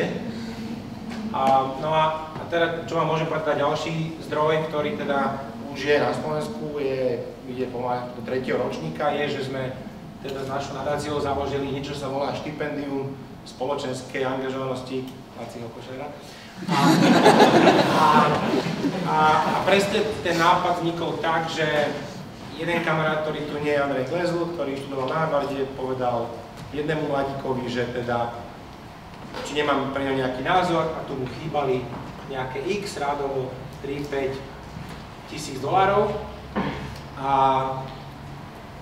vlastne ja som nad tým rozmýšľal, že to je neskutočná príležitosť možno, že začať niečo, aby viac a viac talentovaných mladých sa tam dostalo a ktorí už dokázali. Toto našli, toto našli, toto našli, toto našli a niečo im chýbalo. Takže dať im tie krídla, ktoré aj nám boli umožnené a pomôcť im. Tento rok to nebol na Harvard, bola to jedna slečna, ktorá sa dostala na po kombinovanom programe Oxfordu a Sorbony na nejakú úžasnú univerzitu v Belgicku. Takže budúci rok, možno, keď niekto z vás sa mu to podarí a nejaká koruna mu bude chýbať, tak nadácia Provida sledujte a bude zase aplikačný proces budúci rok. Volajte riaditeľi. Ako? Volajte riaditeľovi. Volajte riaditeľovi. Takže to je k fundingu a neviem, kto tu Rastio, či vie o iných zdrojoch. Treba naozaj hľadať, je to práca, treba ísť na saju, treba si veriť. Ak sú ľudia, ktorých viete, že majú peniaze, treba ísť za nimi, povedať im, počúvaj ma, požičaj mi, urobiť mu plán. Čiže naozaj na tom musíte pracovať. Je to ako keby váš projekt, ktorý tomu človeku vysvetlíte. A mne napríklad ten chýbajúci zvyšok požičal jeden pán v Holandsku, keď som ho študoval. A on povedal, že ty to vrátiš a ja ti dôverujem. Takže, ale napísal som stovky listov do firiem, ING, nie, bohužiaľ, nemáme. Na Harvarde raz bol dokonca žúr, keď sa hľadá práca. To je kuriózne ináč pri investícii. Bol celý žúr spravený z odmietacích listov. Každý má jedinú podmienku, aby priniesol všetky svoje odmietacie listy od firiem a tými sa vylepili steny a tie mali štandardnú floskulu. Dear Mr. Cooley, we were most impressed with your credential, but however, at this moment, we are unable to offer you a position. But we really would like to stay in touch with best wishes for all your future endeavors. JP Morgan, Morgan Stanley, Merrill Lynch, McKinsey, Arthur Anderson, etc. A nekonečný zoznam. Čiže tak asi, ale možno príde aj ten pozitívny. Ja k tomu biznisku, ako som už trošku načítal na začiatku, každý, kto sa dostane na biznisku, tam môže študovať, je to či už z vlastných peňazí, alebo si požičiate, alebo na štipko. Štipka sú rôzne, sú ešte zdroje aj, ja neviem, v tom čase neboli, ale teraz už sme na Slovensku. Keď spravíte dobrý research, tak ich nájdete. Osobne ja som teda si zobral pôžičku 160 000, ja som práve nepatril do tých chudobných rodín, žiaľ, alebo našťastie, pretože som už dosť dobre zarábal pred školou, ale tam si v podstate, mnohí ľudia robia matiku, že tých 250 000, ktoré som spomínal, že ako sa vám vrátia. Ja osobne som kľudne zaplatil aj dvojnásobok. Samozrejme, Harvardu som to nehovoril, ale ako bol som s tým mimoriadne spokojný, ako bol to neskutočný zážitok a že ja som taký typ, že kebyže nejdem na Harvard, tak ma to žerie celý život. Že ak ste taký typ, tak určite chodte. Za to stojí. Tú požičku som splatil niekedy pred 2 rokmi, myslím, pred rokom alebo pred 2 rokmi. Či koľko rokov rastú? 4 roky, myslím. 4 roky. To, čo hovoril Laci, je veľká pravda. Pokiaľ idete na Harvard a pokiaľ chcete robiť, ja neviem, nejakej firme XY, priemerný job, tak nechoďte na Harvard, samozrejme. Tak ako nedáva to zmysel, alebo budete o 250 000 a nejakú záhradku dobrejší. Ale s tým je package, to nie sú, tam keď idete na MBA, to nejdete na 2 roky, idete na 10 rokov niekam, na 5 až 10 rokov. A je to kvôli tomu, že vlastne na to, aby sa to potom spätne, aby sa nám to vrátilo celé, aby sa to vrátilo aj vám, alebo aj tomu Harvardu, je dôležité, aby ste potom robili nejaké jasné trošku väčšie veci. A môže to byť, ja neviem, consulting miliardár, že teda mnohí ľudia sa na to pozerajú trošku ako dole, potom sa tam strašne veľa naučíte. Alebo to môže byť niečo zmysluplné v treťom sektore, kde vlastne Harvard má aj programy, kde vlastne vyrovnáva, vy keď doložíte, že zarábate do tretieho sektora, pomáhate, ja neviem, ako jedna z mojich spolužiačiek, do Afganistanu ženám robiť entrepreneurship, zakladať podniky, biznis. Zarobiť 20 000, alebo 10 000, alebo 5 000, tak Harvard je to dorovná do toho priemeru harvardského. Niečo ma napadá, čo je strašne dôležité. Keď si strašne veľa požičiate, to je veľký stres. To nie je ľahké uniesť. A veľmi to môže zadefinovať najbližších 5 až 6 rokov vášho života, keď budete robiť na tú školu. To znamená, keď vás tam príjmu, dostanete štipendium, budete mať veľmi veľa možností a možno, že je ľahšie, presne ako Rastio povedal, že môžete ísť učiť, robiť teach for all, alebo čokoľvek a nebudete mať stres, že musíte zarábať. To znamená, toto je jedna časť. A Rastio je úžasný manažerský úspech. Ja by som rád povedal tú obrátenú časť, ktorá sa stala mne, že ja som nevedel nájsť job. Plné CVčko, jazyky, stáže, nevedel som nájsť job. Som si povedal, že ja radšej zostanem v New Yorku, idem tam robiť čašníka, skoro tak dobre, jak Maťo. Každú noc som si o 3 ráno zomral do Tringeltov a z New Yorku som písal životopisy, že kde nájdem job. Poviem vám, to je fakt stresujúce. Máte plné CVčko, viete, že na to máte a dostávate we were most impressed by.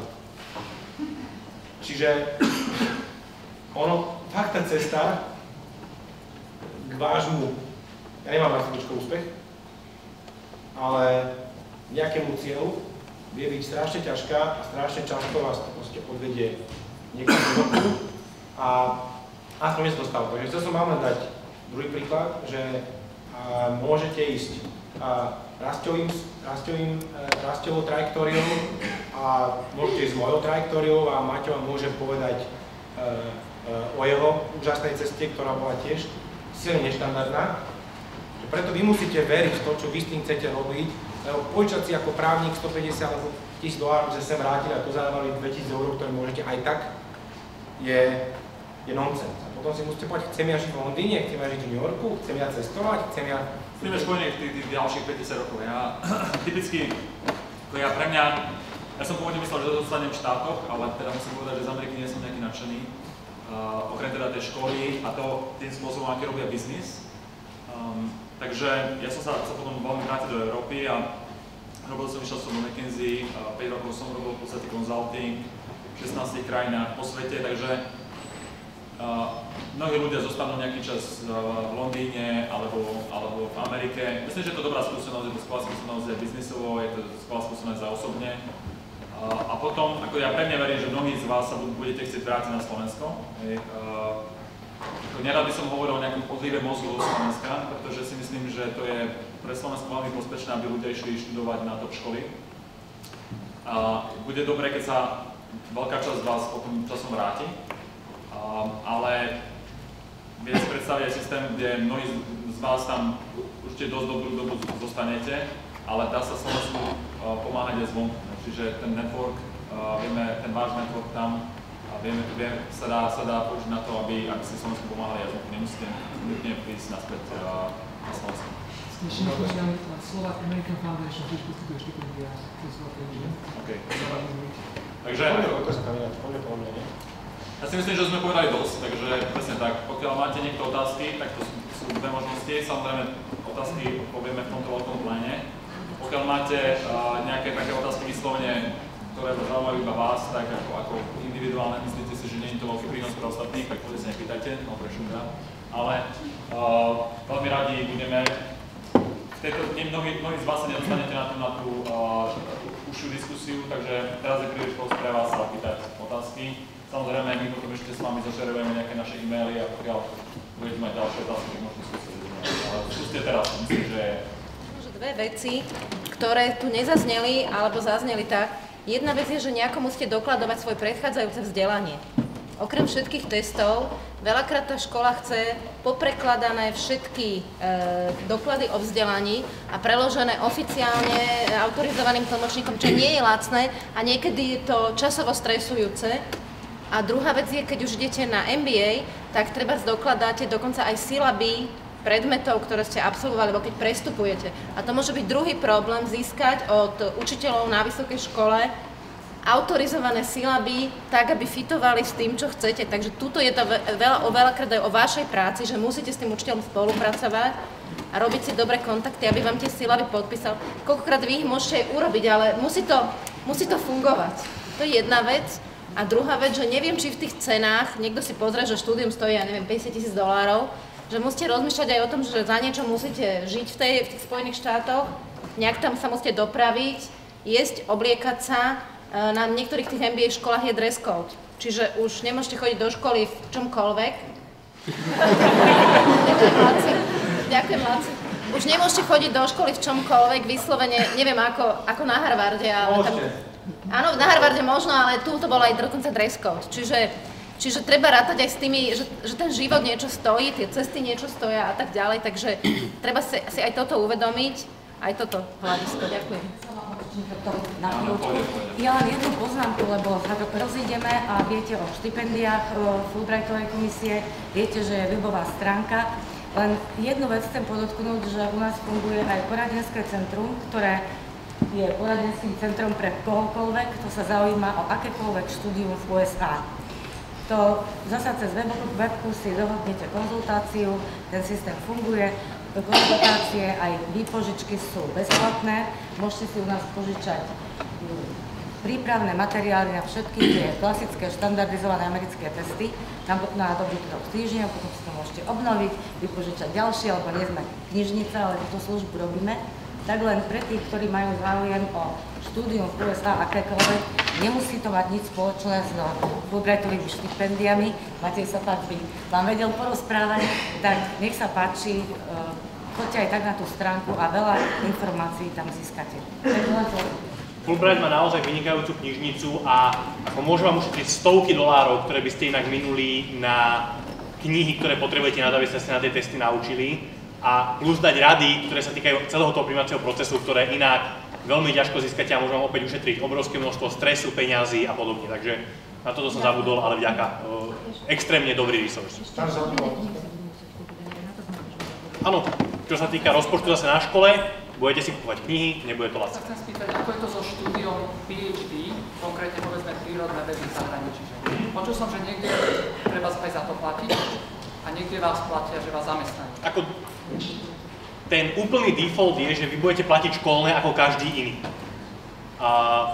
Ten rozdiel je, že tam, kde povedzme na MBA vám s radosťou požičajú 160 000, pretože vedia, že ich splatíte, požičať 160 alebo 200 000 dolárov niekomu, kto robí PhD z fyziky a je šanca, že ďalších 20 rokov bude potom robiť výskum, nie je úplne až tak rentabilné, pretože tak ľahko nesplatí.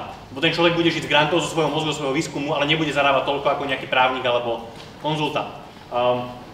Z toho dôvodu tie školy si toto uvedomujú a veľmi často nahrádzajú vlastne tie požičky tým, že balíček, ktorý vám ponúknú, povie, že ponúkam vám teda toto je školné, my vám toľko a toľko odpustíme a toľko vám dávame teaching position, na ktorej si zarobíte ten zbytok toho rozpočtu, ktorý potrebujete.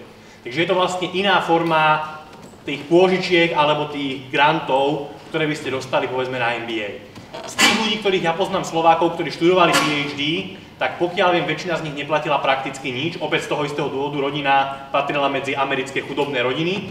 A tým pádom, ale už v tej PhD časti väčšina z nich musela nejakou formou učiť alebo robiť niekde v nejakom labáku, aby proste si tie prachy zarobila, ktoré na to potrebovala. Bude som 12 rokov, keď si študoval ešte na Slovensku, ale ako bola aj s tou na štúdii, že aký si mal joby, ak sa tu dostal, Jo, ja som študoval na Slovensku na City University.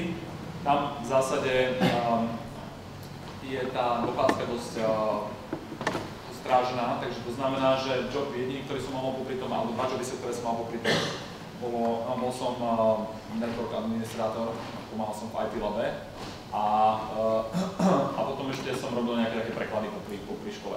Potom keď som prešiel na FVUK, tak ja som najprv začal tým, že som si dal samozrejme ako som strašne chcel niečo robiť navíc, tak som si dal dve špecializácie a to som zistil, že tá cesta nevedie.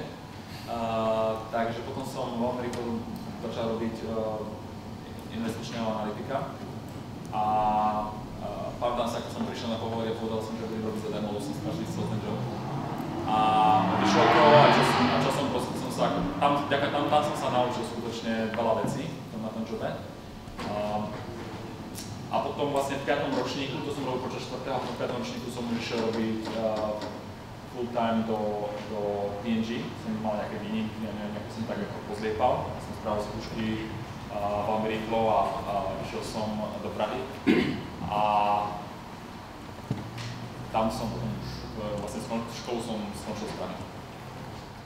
Ja som sa chcel spýtať, pokiaľ by ste sa mali opäť raz rozhodnúť, na akú školu ísť, chcete sa venovať biznisu, zoberiete si, ako ten svet sa asi zhruba v rámci biznisu vyvíja. Išli by ste opäť na prestížnu americkú školu, alebo európsku, alebo azijskú školu?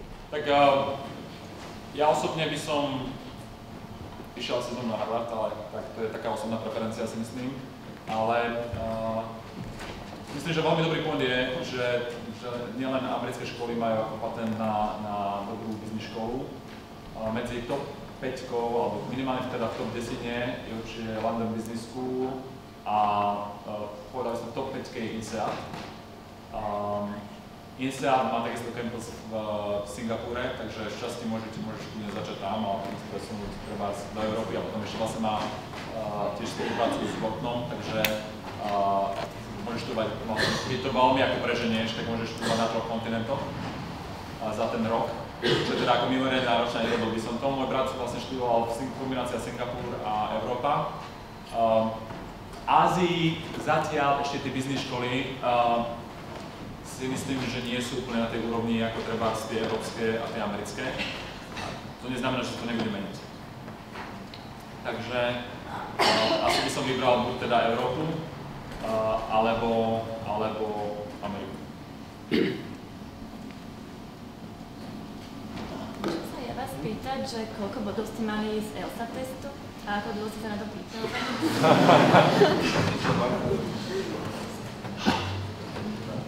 Aká je tam tá škála? Ja sa ospravedlňujem, ale... 180 je plný počet a na Harvard treba 170 minimálne, 172. OK. Ja si myslím, že som mal niekde medzi 170 a 175, ale presné číslo... Na prvýkrát? Hej.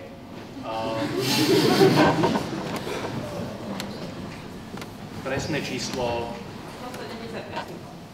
Tak. Tak. A ako dlho ste sa pripravovali? Či ste sa nemuseli? Toto nie sú testy, ktoré sa dajú zvládnuť bez prípravy. No, ja viem. Ak nie ste ako totálne geniálni, tak toto nie sú testy, ktoré sa dajú zvládnuť bez prípravy. A hlavne to ani Američania nerobia na prvýkrát. Ale oni demizú. No, ako priznám sa, že ako nepamätám si, koľko času celkom som na tom strávil. Viem, že čo som robil, bolo, že ten posledný asi týždeň alebo 2 týždne pred tým testom som sa proste zavrel doma a robil som 2 testy denne. Kúpil som si posledný, tam sa dajú sa kúpiť staršie testy. Normálne som si objednal staršie testy, mal som testy z posledných asi 5 rokov a jednoducho každý deň som 2 tie testy robil. A to je asi 4-hodinový test, takže to je proste 8 hodín full-time práce. A akože nejakú dobu predtým som si ešte na to nejaké veci čítal, ale proste potom intenzívne to boli naozaj ako týždeň až 2 full-time prípravy. Potom ešte po skončení štúdia ste zložili tú advokátsku skúšku? Áno. V Bostone alebo v New Yorku? V New Yorku. Áno, to bol asi mesiac intenzívnej práce.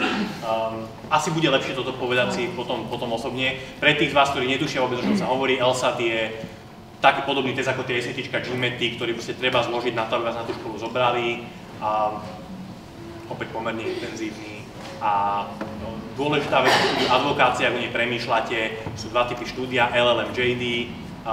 LLM je štandardné ročné štúdium, ktoré vám vo väčšine prípadov umožní robiť americké advokátske skúšky, ale zároveň má veľa ľudí, ktorí sa chcú vrátiť naspäť do Európy s tým, že konečne chcú chvíľku aspoň študovať právo tak, jak sa študovať má a nie ako biflica ho.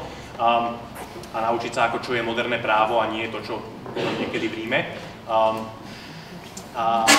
Takže to je LLM-ko. Stojí pomerne veľa peňazí, ale je to ročné štúdium, ktoré dáva zmysel aj pre ľudí, ktorí sa chcú vrátiť do Európy. A je to v podstate to, čo vás ukazuje, že vy ste tí naozaj dobrí právnici, ktorí majú to pokročilé vzdelanie. JD je vyslovene americký titul, ktorý je na to, aby ste dobre rozumeli americkému právu, aby ste mohli robiť americké advokátske skúšky.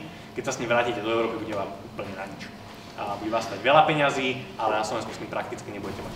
Spýtať, že ako ste vnímali alebo vnímate príležitosti práve ako absolventov top business škôl, keď sa vracajú späť do regiónu nášho? Či to niečo, čo ako ste komparatívne ako lepší a dostávate lepšie príležitosti a preto sa oplatí vrátiť? Alebo to, že ste sa vrátili, bolo tým, že ste sa chceli niečo vrátiť späť v krajine, kde ste prišli? Ja by som ti povedal tomu 2 veci. Keď sa budeš vrácať späť, budeš cítiť, že si tu relatívne ľahko nájdeš prácu. Takže je to späť tej diskusii, budeš mať pocit jednotky medzi slepými. A prepočítaš si to, či chceš skúsiť. Takže to je taká jedna časť. A ešte jednu otázku stanu. A vtedy prišla príležitosť, mal som 29 a tu začať niečo svoje. A vtedy som mohol, to bol ten vek, keď sa to ešte lámalo, že by som mohol ísť ešte dozdelávať sa. A ja som si povedal, že kedy niekedy teraz nemám deti, nemám žiadne závažnejšie záväzky. Takže musím byť naozaj úprimný, že ja som bol naštartovaný ako Rasťo, vonku, úspech, makačka, môžem povedať, fakt je to motivačná brina, je vojak. A v Londýne som žil, som chodil metrom, ráno dole, do metra, metrom, hore, do banky dole, kebab, spať, hore. To bol môj život, preto som išiel na Harvard, aby som žil takto odkiaľ kilomo. Takže je tam strašne veľa odriekania v tomto všetkom vtipnom a robíte niekedy s ľuďmi, ktoré sú stroje, čas o seba sa pýtate, že na čo toto všetko. Takže na tú otázku, že čo by som inak robil ešte raz, neviem, či by som si uplietol taký veľký tlak na seba a možno, že by som ešte hlbšie išiel do toho, že čo vlastne chcem robiť, čo ma vlastne baví. Tak to sa bolo bankingu, tak ako tam je to. Ale bolo to motivované tým, že keď som si spravil politik, že kde je jediné miesto, kde naozaj viem slušnejšie zarábať, na čo mám ako tak nejaký mozog, a nevolám sa Sapak,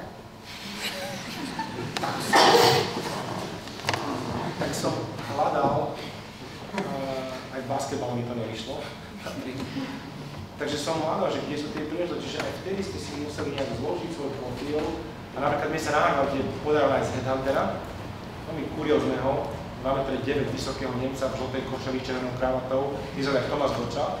Ale to bol najlepší headhunter na celom Harvarde.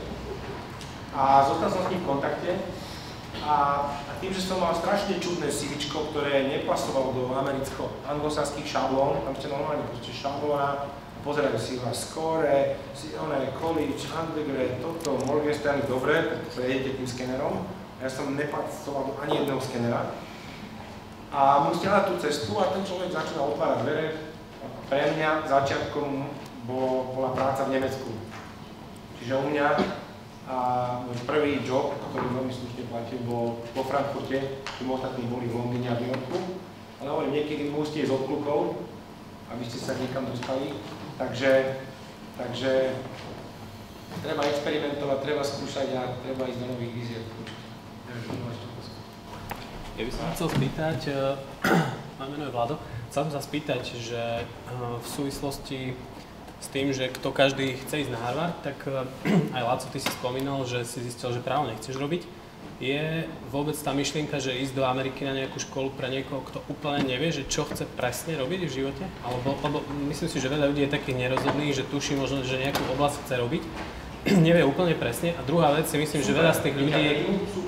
No, ale druhá vec je ešte, že veľa ľudí možno počuje štúdia a zistí, že nie je to úplne to práve orechové a nakoniec stačí, tak budú robiť niečo iné. To je jedna otázka. A druhá otázka, Rastia hovoril, že čo robíš, ako si to splatil približne, ale ešte vás dvoch som sa chcel spýtať, že čo robíte teraz, síce niečo som čítal na stránke ako v rámci informácií v dnešnej prednáške, ale teda, že čo robíte, kde ste teraz a či už to máte splatené napríklad, ako je to u vás ešte, u vás dvoch. Díky. Možno najprv tej prvej. Ak neviete úplne presne, čo chcete v živote robiť, americká škola je najlepšie, čo sa vám v živote môže stať. A ten základný rozdiel, teraz hlavne college hovorí, medzi americkou školou a európskou alebo britskou školou, že tá americká škola je nastavená na to, aby tam tí ľudia si otvárali obzory, skúmali, prichádzali, objavovali sami seba. Ja som na Harvarde, keď som bol na college, študoval na fakulte vied a umení, prosím pekne. Na ktorej fakulte bol rovnako Department of Physics, Department of Music, Department of Economics, všetko. A ja som si mohol vybrať predmety, z čoho som chcel. Boli tam nejaké podmienky na to, aby som na konci dostal nejaký papier, tak som to musel nejakým spôsobom upratať, ale v zásade som mal prvý rok na to, aby som pochopil, že čo vlastne chcem. A mal som napríklad kolegu, ktorý proste v 3. ročníku si povedal, že on fakt nechce papier z fyziky a že naozaj proste ten jeho passion je literatúra. a za rok si upratal tie kurzy tak, že dokázal proste nakoniec skončiť ako vyštudovaný človek z anglickej literatúry. Čiže tá škola vám dáva obrovský priestor práve na to nájsť sa. Hej? Ja som napríklad, že dôvod, prečo som študoval aplikovanú matiku, bolo, že v prvom ročníku som si myslel, že chcem robiť ekonomiku a mal som nejaké kurzy z matiky, lebo som vedel, že ich budem potrebovať a tam mi vysvetlili nejakí ľudia, že keď chcem byť ten doktor z ekonomiky, ten PhD z ekonomiky mať, tak je naozaj dobre rozumieť matematiku. A že vlastne spôsob, ako to najlepšie urobiť, je vyštudovať tú matiku a potom robiť PhD z ekonomie. Čiže ja som 3 roky veselo študoval matematiku, aby som bol ten doktor ekonomie. A v 4. ročníku, keďže ako som mal nazbierané kredity a tak som si dal pár doktorandských predmetov z ekonomie. Aby som akože zistil, že do čoho vlastne teda idem tých ďalších 5 rokov života. A pochopil som veľmi rýchlo, že doktor ekonomie, to je aspoň teda študent, je človek, ktorý trávi ďalších 5 rokov života tým, že píše modely, ktoré skoro, ale nie úplne popisujú realitu. Prišiel som na to, že to není úplne to, čo od svojho života chcem. Tak som sa proste v 4. ročníku prihlásil na práva, prihlásil do McKinsey, že idem robiť consulting, lebo však akože hej, matematika, ekonomia, tak čo človek môže robiť, keď vyšiel zo školy ako Harvard, keď nie ísť robiť do banky alebo do konzultingu. Bankári, keď už veľa pracovali, na to som bol lenivý, tak som išiel do konzultingu. Takže ten college vám dáva strašne veľa možností a aj pomerne neskoro v tom procese máte možnosť zmeniť to, čo vlastne robíte. Ten downside, tá zlá stránka, tá temná stránka tohto celého, je, že je tým pádom veľmi ľahké spadnúť presne do tej šablóny. Ja vlastne neviem presne, čo chcem robiť, ale však všetci moji spolužiaci po 1. ročníku idú robiť nejaký internship do banky. Tak idem aj ja. Ja vlastne si úplne nie som istý, čo chcem robiť, ale proste všetci moji spolužiaci, alebo teda 30% mojich spolužiakov sa hlási na práva. Tak ja úplne neviem, čo budem robiť, tak sa prihlásim aj ja, však skúsim, nie? A mal by som mať aj nejakú pracovnú skúšku, tak ešte však všetci sa hlásia do konzultingu, tak si tam prihlášku do konzultingu. 2 roky som konzultant, potom sa vrátim na práva, na právach však ako nejak to vyštudujem, hej, po 2. ročníku všetci moji spolužiaci sa hlásia do veľkých firiem, tak sa prihlásim aj ja. Bum. V lete som v Londýne, hej, na právnickej firme, tam do mňa nalievajú alkohol, jedlo dobré, tvária sa, že pracujem, ja sa tiež tvárim, že pracujem, hej. Po 2 mesiacoch dostanem job offer, super, Magic Circle firma, skončím školu, všetci moji spolužiaci idú do právnických firm, tak čo by som robil, idem do právnickej firmy, nie? Hej. No a keby som takto pokračoval ešte chvíľku, tak naozaj skončím tak, že mám 60 rokov v Londýne, 3 hypotéky, 4 manželky a 7 alimentov. No? Myslím si, že nie je to ďaleko od pravdy, že tí, ktorí idú na college, to má najbližšie jednému širokému vzdelaniu. Tak. Odkiaľ môžete ísť hocikam. Aj vďaka tomu, čo ste počuli, sa dostanete, môžete ísť aj bez ľudí. To znamená, to vám dá úžasnú slobodu, naraz vek, máte potom 22 a môžete naozaj ísť za svojou vášňou a nemusíte ísť vás robiť na Harvard, aby ste im to vrátili. Čiže toto je veľmi dôležité, že ľudia, keď viete, kde máte vášeň, choďte za ňou. Keď narazíte na stenu a príde pre vás možnosť si zobrať čas a rozmýšľať, neviem ako, Harvard je úžasné miesto, pretože vám dá strašne veľa možno dverí, ktorá mu otvorí.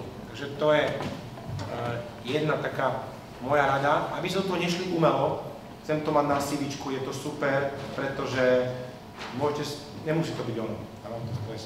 Neviem, som ti, je to rád. Ja otázka bola, že trošku ešte, prepáč, že za MBA je to trošku iné. Na MBA je dobré, keď viete, čo chcete potom. Je to dobré kvôli esejám, minimálne tam to musíte akože napísať, že teda viete, alebo aspoň mať nejakú myšlenku toho, čo to bude. Tak, a druhá vec je, relatívne, keď porovnáte ročné MBA versus dvojročné MBA, tak zase Harvard je v tomto dobrý, že pokiaľ potrebujete zmeniť kariéru, chcete si v lete vyskúšať nejaký internship v novom odbore, tak to môžete spraviť. Na jednoročných školách túto šancu voľne nemáte. Takže je dobré vedieť, máte trošku šancu experimentovať, ale v zásade by ste mali vedieť, čo z toho chcete dostať.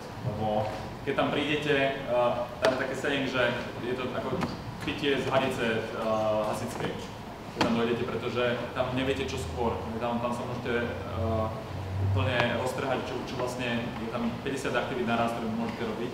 A pokiaľ nemáte aspoň trošku zameranie, tak často z toho nedostanete zďaleka toľko ako tí ľudia, ktorí vedia, čo chcú.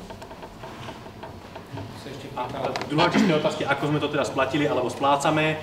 Ja to budem splácať ďalších 10 rokov, keď proste ako odvádzam niekde medzi. No keď som začínal na ministerstve, tak asi tretinu mzdy som posielal Harvardu a teraz už je to o niečo menej, ale ako stále je to pomerne veľká časť mzdy, ktorú proste posielam naspäť škole a čaká ma to ďalších 10 rokov. A to som ešte našťastie mal pomerne malú celkovú pôžičku, pretože v zásade som si požičal len nejaké málo peňazí na kolídži a potom tým, že vlastne 2 z 3 rokov štúdia som mal štipendium, ktoré som potom splácal tým, že som 2 roky robil na ministerstve, tak vlastne som si požičiaval na ten 3. ročník, čo bolo pomerne málo peňazí. Takže ja som celú tú školu skončil. Nepamätám si, ale bolo to niekde. Tretinu života máte, nie? 7 rokov, no. Nie je to úplne tretina života, už bohužiaľ nie som tak mladý, ale bol som tam pomerne dlho. Tak dokopy mňa to vyšlo na nejakých možno 20-30 tisíc, ktorých ako budem splácať ešte dlho, ale nie je to niečo, čo by ma zabilo. Teraz už teda na ministerstve nerobíš? Teraz už na ministerstve nerobím, no takto čiastočne ešte stále robím nejaké veci s ministerstvom a čiastočne s pár kolegami sa snažíme dať dokopy jednu vzdelávaciu nadáciu na Slovensku, takže robím teraz tam. Otázky boli. Ako si to splatil a čo robíš? Ja som išiel do banky, to by trošku pomohlo pri tom splácaní, potom pred 10 rokmi, to už je dávno a teraz sa vlastne venujem jednak hľadaním mladých startupov, mladých ľudí, inovatívne myšlienky, správe nejaké portfólio existujúcich spoločností teraz v Amerike a jednej takej väčšej tu na Slovensku. Živá firma, ktorý som zainvestoval pred 3 rokmi, takže to je taká tá časť, ktorá má generovať príjmy a platiť náklady. Potom v tej druhej časti sa snažím tiež investovať časti svojej zdroje, časti iných sociálnych podnikov, teda podnikateľov, ktorí riešia nejaký sociálny problém, zamestnanosť, inklúziu, deti z detských domov, čokoľvek, takým spôsobom, ktorý je udržateľný. Čiže hľadám nejaký sustainable model, aký trošku robiť svet lepší, ale tých ľudí naučiť, že to ide tým modelom, že celý deň žobrem a potom to míňam, ale naučiť tých ľudí trošku v tej sociálnej sfére. Unikať je taký hlavný projekt, ktorý máme. Deti z detských domov párujeme s dobrovoľníkmi, s firiem, friendami, aby navzájom si odovzdávali a obidvom skupinám niečo chýba, v jednej skupine motivácia do života a ľuďom vo firmách väčšinou vyhoretie, že čo robiť, takže taká win-win situácia. Ale rád to poviem viac. Sú ešte posledné 2 otázky, prosím. Ak niekto má ešte, alebo ak nie, tak áno. Zasadí sa na Harvard alebo tento typ univerzít bez červeného diplomu a samých Ačiek a jednotiek a podobne? Áno, ale. To, čo tá škola chce vidieť, je, že keď niečo robíte, tak to beriete vážne. A to znamená, že ak dokážete vysvetliť, prečo tá škola pre vás bola povinným cvičením a reálne ste robili niečo iné a to bolo to dôležité, tak áno. Ale ak proste vidia, že nemáte červený index proste preto, že vás to tu nebavilo a tak ste proste chodili piť, tam to bude zložitejšie.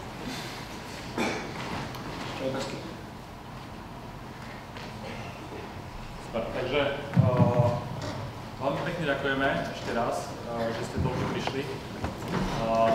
Dnes tu, a ďakujem veľmi pekne aj za Mária, veľmi pekne ďakujeme. Ďakujem tiež mnohým ľuďom, ktorí prišli.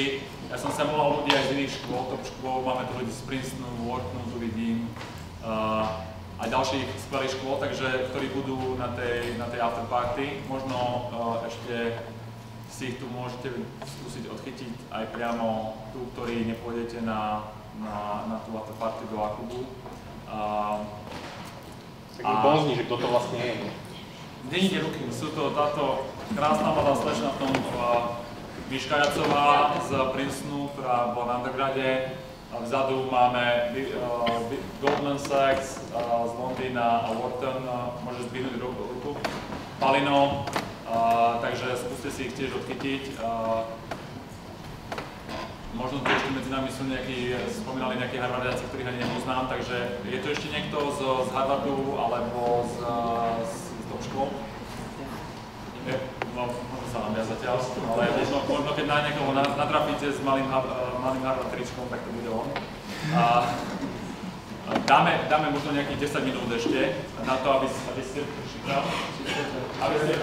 k nám, pokiaľ sa chcete opýtať osobné otázky a potom tí, ktorí ste sa dostali na tú diskusiu, tak sa vidíme v Akube. Ja som ešte povedal na záver, že veľmi príjemné na Harvarde je, že prvých 20 rokov vy hovoríte a vy používate slovíčko, že drop the H-bomb. Vy používate to slovíčko H, aby nám otvárali dvere. Ak naozaj nás budete v niečom úspešní, tak Harvard bude citovať vaše meno, že ste tam navštívili tú školu. Takže to je podľa mňa veľký kredit aj tej školy ľuďom, ktorí niečo dosiahli. Takže každému veľa šťastia a počenia. Super.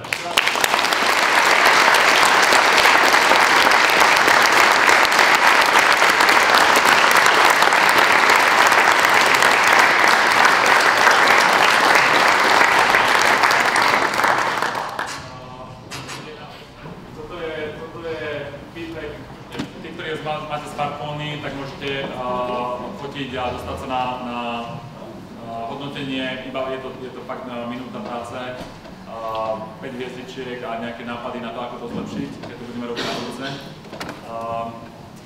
Taktiež vám príde, príde vám e-mail, myslím, že za priebehu nasledujúcich dní, kde bude tiež feedback forma, takže je to na vás, ako to chcete spraviť. Takže veľmi pekne ďakujem ešte raz.